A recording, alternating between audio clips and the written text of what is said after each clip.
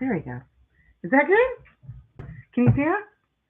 I can't see, but I can.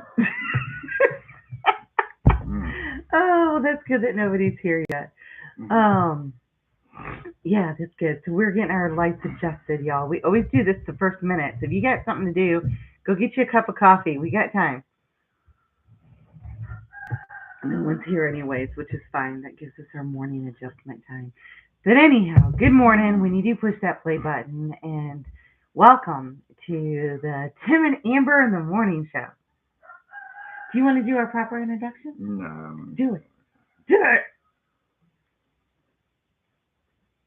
I got all day.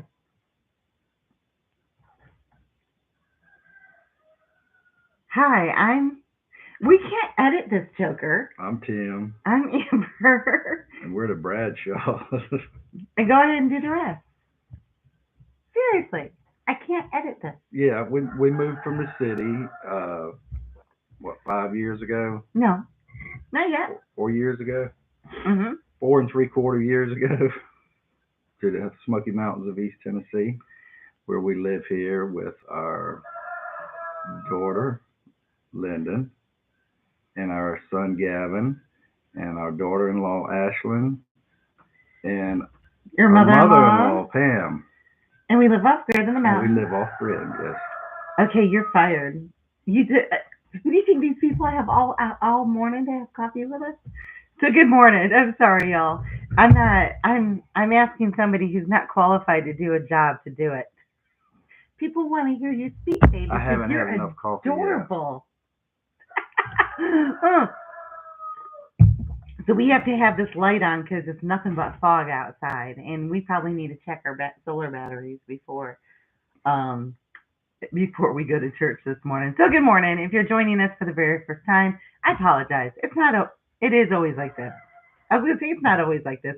It is, but we like having coffee with y'all at least once a week during this hectic life cycle, and we just chit chat.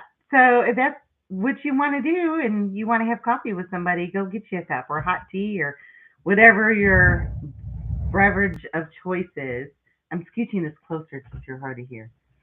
You're hard of hearing, but you're hard to hear. I'm hard-headed, hard of hearing, work hard. Why do you sound like Barry White? Hey. Is that Elvis? No, that ain't over. Sorry. Yeah, okay, I want to drink more coffee. But anyhow, and normally when we come to have coffee with y'all, we've got something that we're itching to talk about or something that happened in our lives and um or just sometimes we just hit the live button and just wing it. Hopefully y'all are kind of chatty. But today I told Timmy last night, I said, you know what I'd love to talk about tomorrow for live? He's like, what? I said, sowing seeds. And then what did you say? I got nothing. He said, I got nothing. And I'm like, sure you do. So then we sat down this morning for a little bit before we went live, and while we're waiting on the coffee to percolate. And I said, well, this is kind of what I envisioned with the sowing of seeds. And then what did you say? I got nothing. I got nothing. I said, well, we can talk about something else. We got a lot going on. For instance, we just finished filming another episode of Homestead Rescue. And then what else? Oh, and we got a lot of stuff. We're building a lot of stuff. He is, now that he's feeling a little bit better from his compression fracture in his spine from compression. That's it's the two going hand in hand. Your compression vest.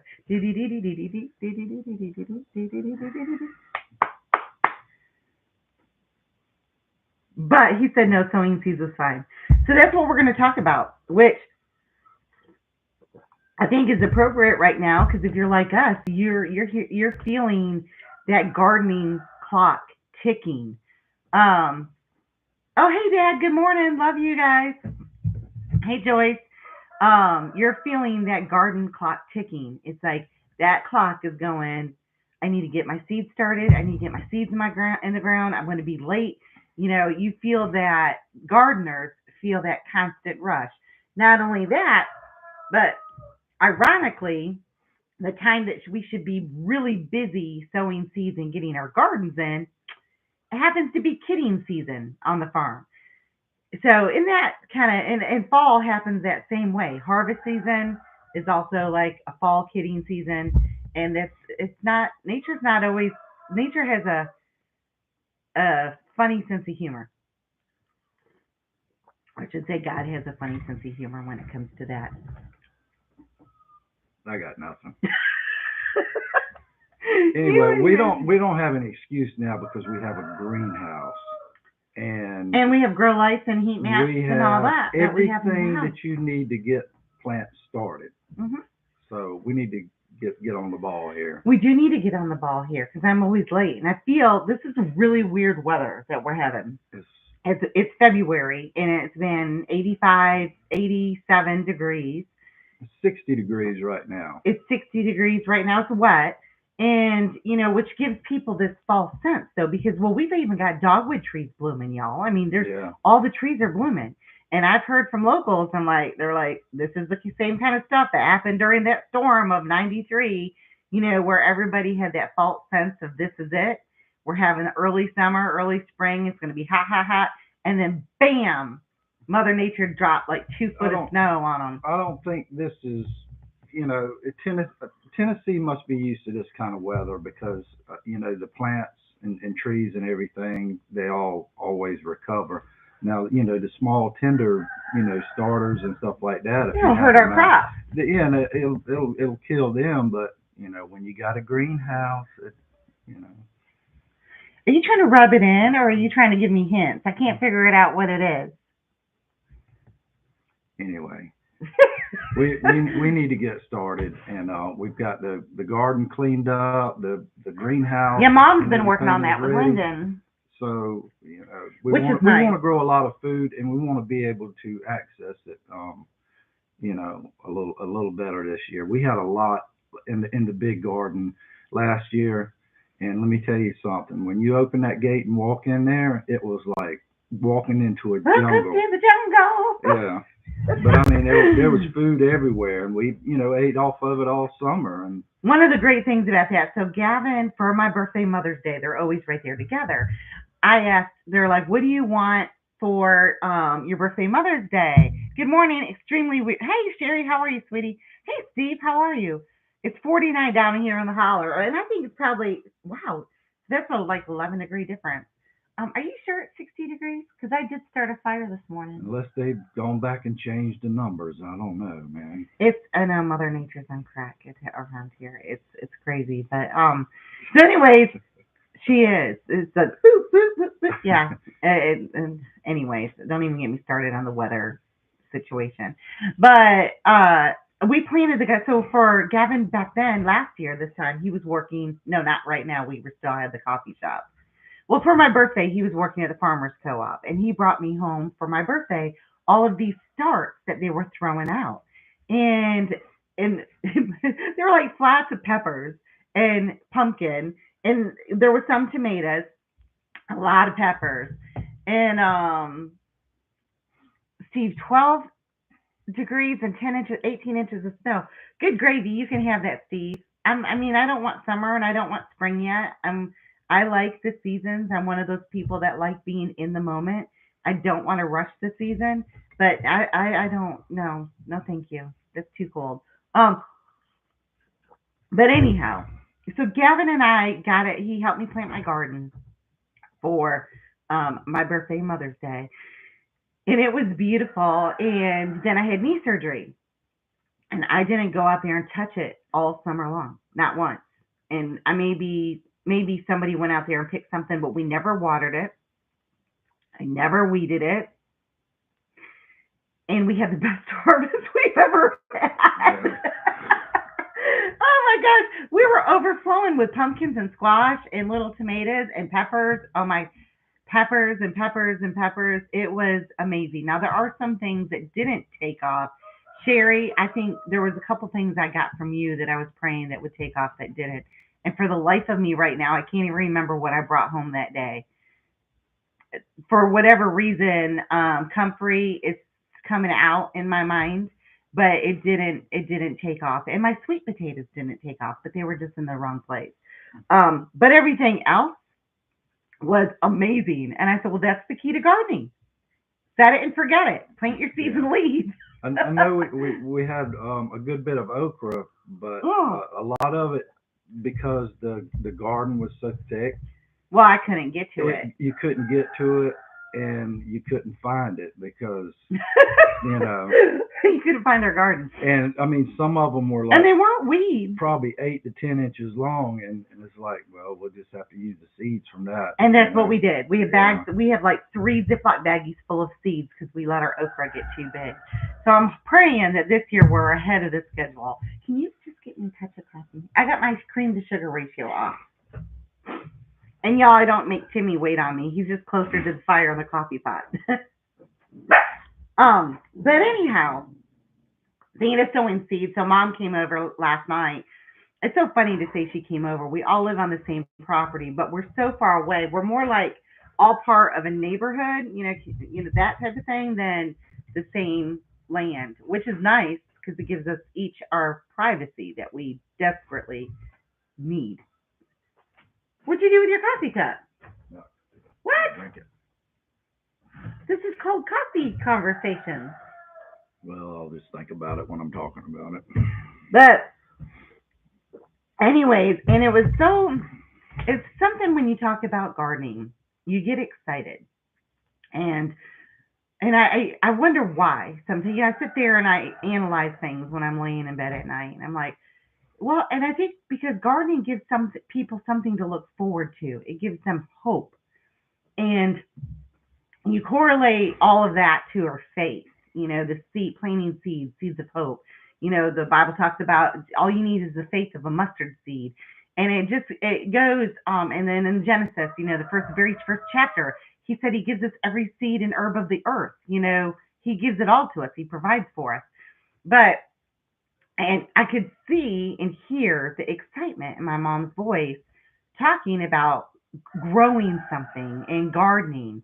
And I sat there and thought about it. I had a good friend, and Dad, if you're still listening, Becca Thompson, and I hung out with her in my teen years, and we went to summer school together, and we skipped school a lot together, and I think that's why we went to summer school together. And she was my maid of honor when I got married to Bruce, and she was my age, and she got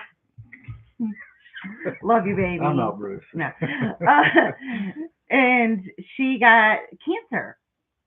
Just all of a sudden, she wasn't feeling good, and they thought it was something else, and she got cancer. And when they found it, she was still in stage 4. And she was in stage 4, and she had 2 children at home still, and she was a single mom. And I had shared my faith with her a bunch over the years, and she would reach out to me, and she asked me for prayers, and she knew I was praying, and like she was in those final stages. I think hospice came in, and she goes, Amber, can I ask you something? I said, yeah. She goes, I want to plant a garden. And I'm like, okay. So we were talking about planting gardens, and then she died. And I'm just like, that's just so weird that she wanted to plant a garden knowing that she only had a few moments to live. And I think it's because gardening gives people hope. Planting seeds gives people hope.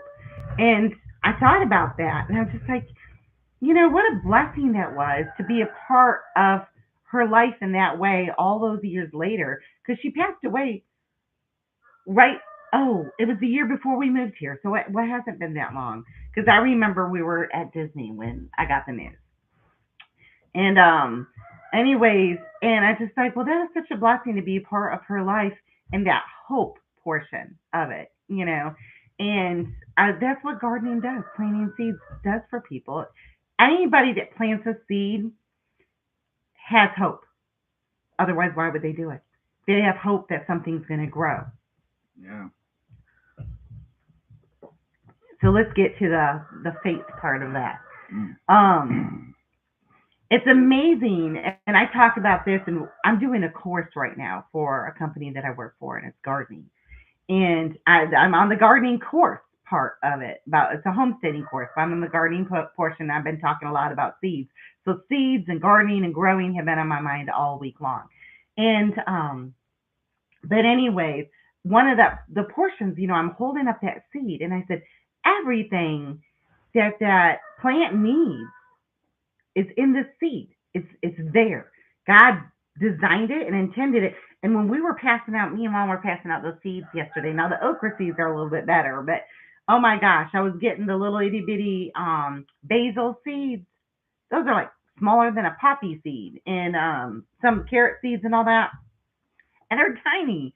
But I was talking to Mom, and I said, "It's amazing, Mom. Everything that plant needs is inside that itty bitty seed." You know, and so I came across this thing. I don't know where it was, but it said it's not our job to convert people. It's not our job to save people. It's not our job to convict people. It's not our job to convince people. Our job is to tell people. The convincing, convicting, converting, and saving is the work of the Holy Spirit. And when you're talking about faith and sharing and witnessing, you're always talking about sowing seeds.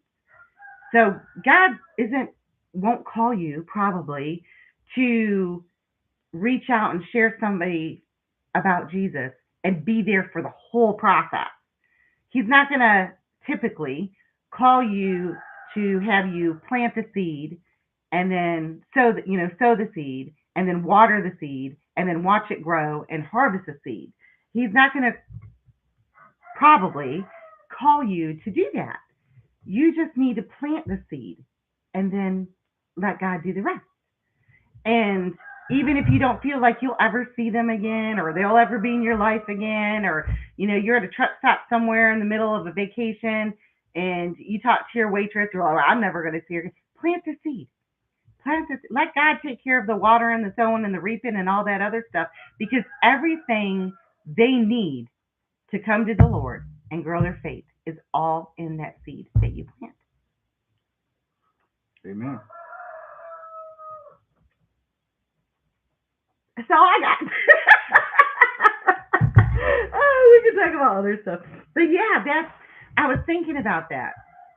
Because, okay, now we're going to switch gears right here. We're kind of going to talk about the end of times and everything going on in the world. Ooh. We're living in dark times. I get it. And I hear a lot. I think we talked about this before. A lot of the believers, what are some of the things that they're like when they hear something else going on? Doom and gloom. They get scared. They're worried. Oh, yeah. They're fearful. And then they put false hope. I see a lot of that, especially since the elections in 2020. They're like, oh, so-and-so is going to come and save us. This is all going to be changed. And then they even they're following prophets that predict a date that something's going to change. And I said, it's not supposed to get better, y'all. I hate to break it to you. And we're going to go back to normal. And so many of those same people too, they were disappointed when, this didn't happen and the court date didn't happen and the turnover didn't happen and the Supreme Court didn't do what they were supposed to do and all that stuff. And you remember, I was a little bit upset myself. Well, yeah, it's frustrating, but we keep our faith and we try to find peace in the midst of all of that. Because if you don't, you're going to get sucked into it, and you're going to just... Your focus is going to be elsewhere. Remember I was talking about that last week with aliens and stuff? Yeah. Your focus is going to be elsewhere if you start doing the doom and gloom stuff. Matter of fact, I shared recently with somebody about something that I have found to be true. And they're like, oh, no, oh, my gosh. We got, they were just like, oh, that's horrible. That scares me. And I'm like, whoa, stop, just a second. Don't say that. Because Matthew 24 came up, and it said, Matthew 24, when Jesus was talking to the disciple, and they were asking about him coming again, and they're like, when will this happen? And he says, watch out that no one deceives you. You know what I just mentioned, all those false prophets? For many will come in my name, claiming I am the Messiah, and they will deceive many. You'll hear of wars, rumors of wars, but see that you're not alarmed. I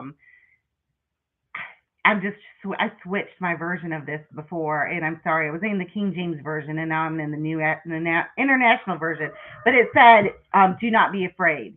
You will hear wars, but do not be alarmed. Such things must happen, but the end is still to come. Nation will rise against nation, kingdom against kingdom. There will be famines and earthquakes in various places, and all of these things are the beginning of birth pains.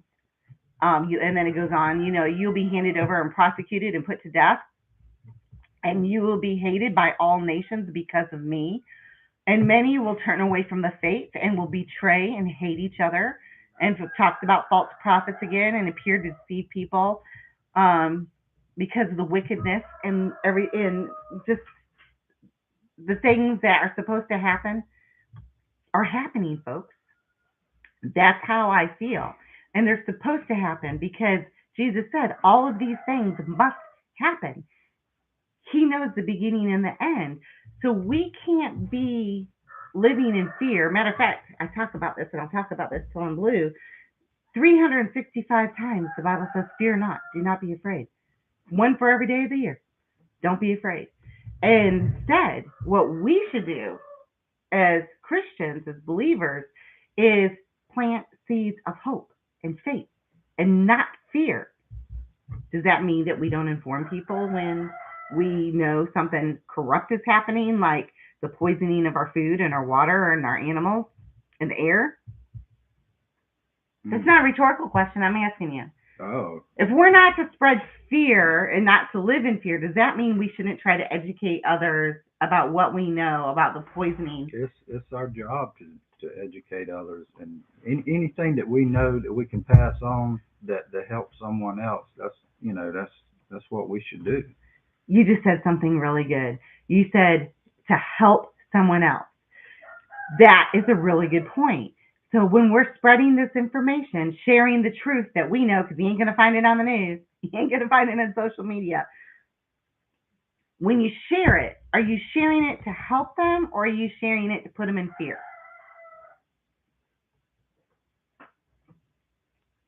Kind of like gossiping. When you're talking about someone else, are you talking about someone else to help them so they can get help, to encourage them, or are you talking about them just to gossip? That's kind of like that same concept. And I think there's that line as believers that are also homesteaders that have a voice, a platform, if you will, kind of like we're having coffee. You have that fine line that you need to, in my personal opinion, you need to tote to make sure you're not fear mongering and making people live in fear, but that you're also educating at the same time.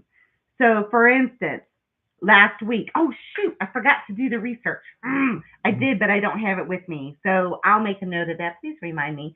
When we were talking about all of the toxic chemicals that are being dumped in our waterways and in the soil from that derailment and all of the other stuff going on.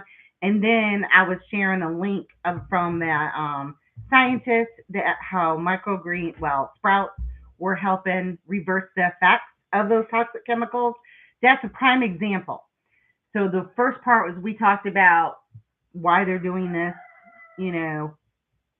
how they did this, why are they poisoning our land and our food and our water. And then that was the fear part. Then we talked about the hope of it, that we can grow something right in our own home to help counteract that. So that's kind of what I'm talking about. When you're spreading the truth, make sure that you're not just spreading fear, that you're planting seeds of hope and faith to go with that. See how I tied it all together? Oh, yeah. Someone make a comment. Y'all, we're on MeWe. Mighty Networks is our private group that we absolutely love.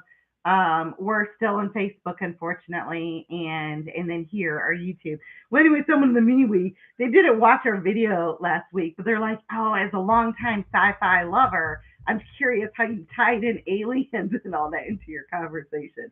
I'm like, you watch it, it's there. Flat Earth and aliens.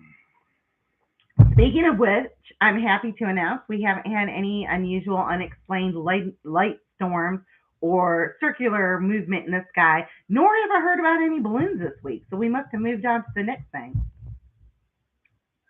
Well, just because it's happened doesn't mean it won't happen again. No, but just this week, we're good.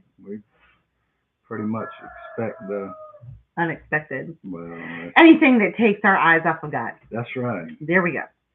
Anything that takes our eyes off of God. So I think we're going to wrap it up kind of early. Actually, we normally go to 30 minutes just because we're chit chatty. But this week, unless we want to talk about what we're doing this week, I would love to know what we're doing this week. Uh, yeah, well, we're going to be working on a little bit of inside stuff. We're working on our bathroom, putting in a closet, and Well, it's an open wardrobe. Let's put it that way. yeah, It's not necessarily a closet because you can see all our stuff. But we've been living out of boxes with our clothes for 4 years. So this is something I'm very, very, very, very happy about. yeah, it's definitely um, the clutter issue. Yeah.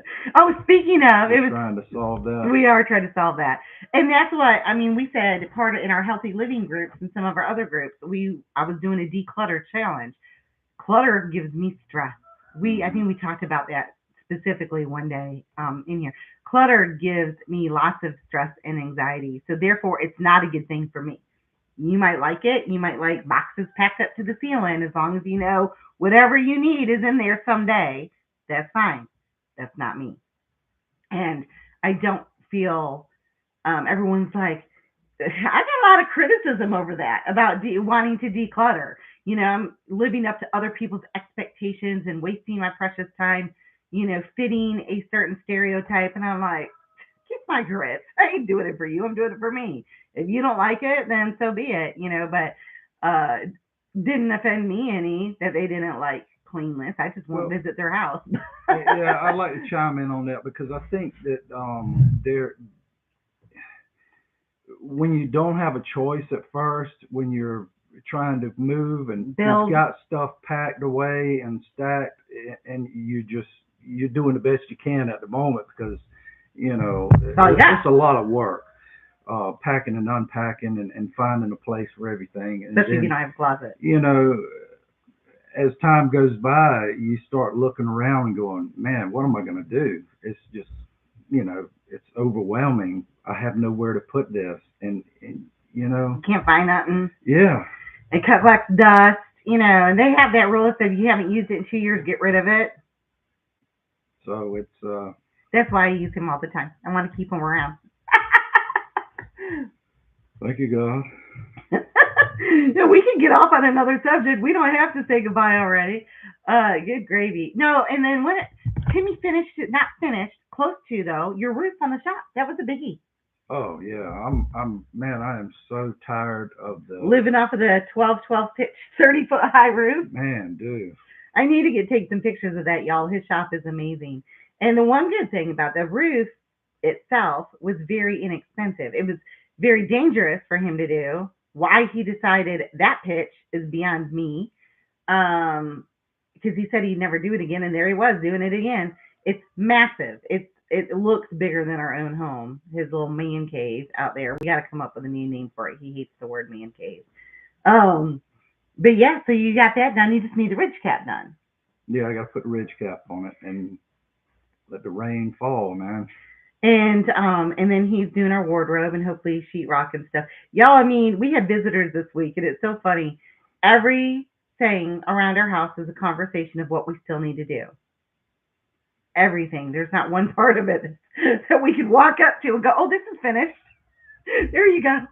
Yeah. I mean, in matter of fact, so many things that we did in the beginning, we didn't do properly right. So now we're already having to redo them.